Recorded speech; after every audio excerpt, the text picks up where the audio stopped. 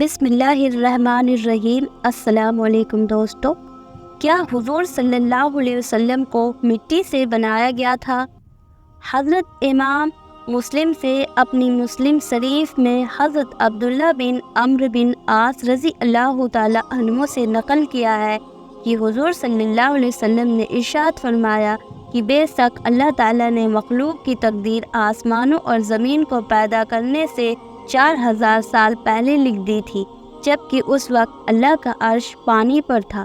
اس حدیث کا مطلب یہ ہے کہ کائنات بننے سے 4000 سال پہلے ہی لوحے محفوظ میں لکھ دیا گیا تھا کہ آگے چل کر انسانوں میں کون نبی ہوگا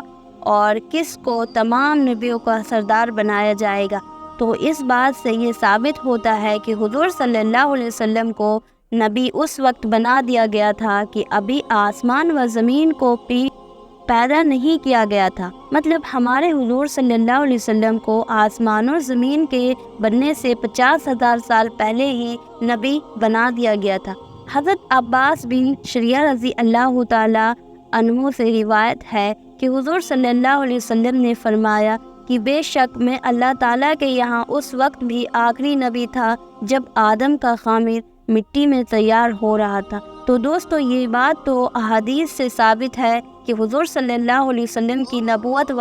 رسالت زمین و آسمان بلکہ حضرت آدم علیہ السلام کی پیدائش سے بھی پہلے سے متعین تھی، لیکن آپ صلی اللہ علیہ وسلم کے جسم مبارک کی خمیر کو کب اور کس جگہ کی مٹی سے بنایا گیا، تو اس کی تفصیل بھی ہم آج کی اپنی اس ویڈیو میں بیان کریں گے۔ حضرت علی رضی اللہ تعالیٰ عنہ فرماتے ہیں کہ اللہ نے حضرت آدم علیہ السلام اور ان کے بعد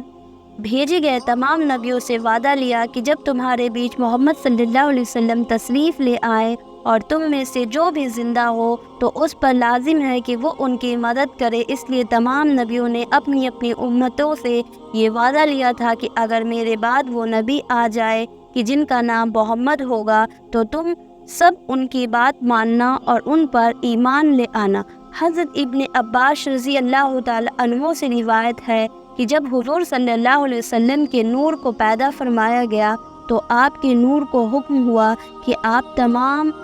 نبیوں کے نور کی طرف دیکھیے، تو جیسے ہی آپ صلی اللہ علیہ وسلم کے نور نے دوسرے نبیوں کے انوار کو دیکھا تو ان سبھی کو ڈھانپ لیا۔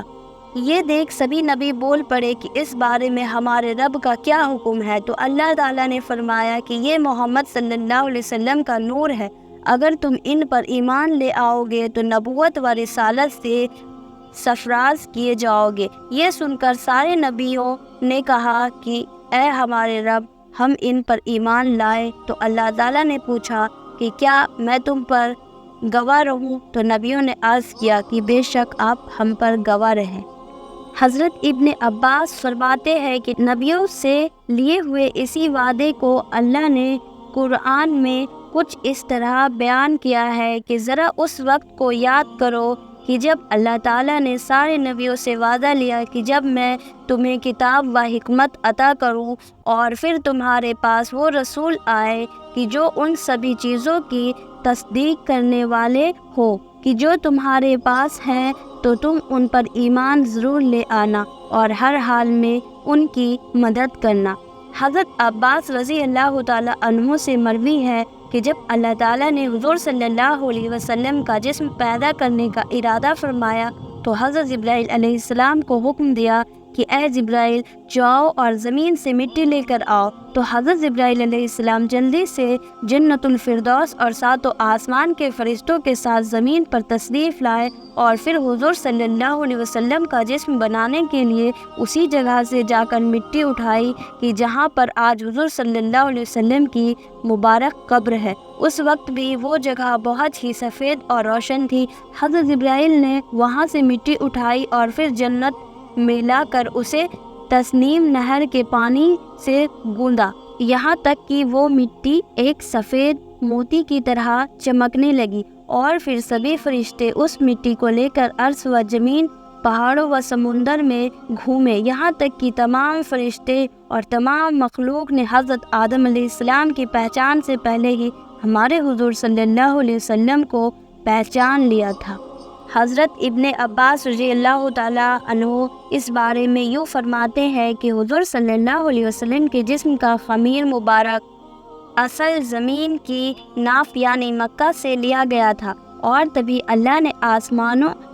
زمین سے کہا تھا کہ تم دونوں خوشی سے اطاعت کرتے ہوئے آؤ یا ناخوشی سے تمہیں اطاعت کرنی ہی پڑے گی۔ تو آسمان و زمین نے عرض کیا کہ ہم خوشی خوشی اطاعت کرتے ہوئے حاضر ہوتے ہیں۔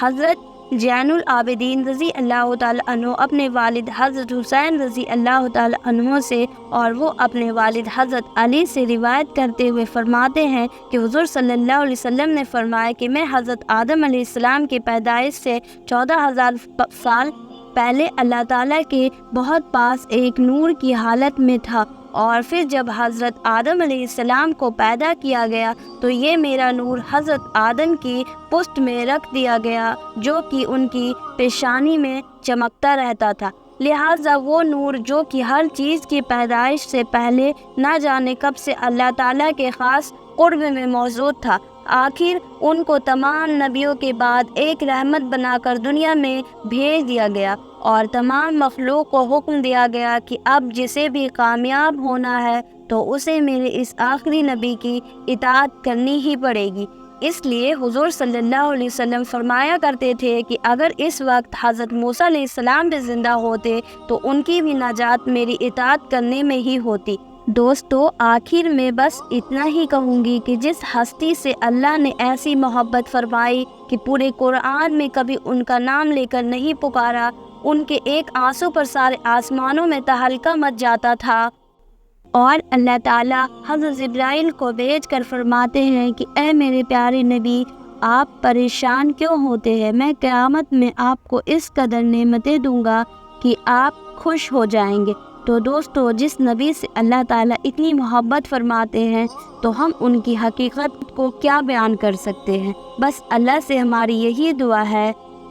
کہ قیامت کے روز ہمیں ان کی شفاعت نصیب ہو جائے۔ آمین۔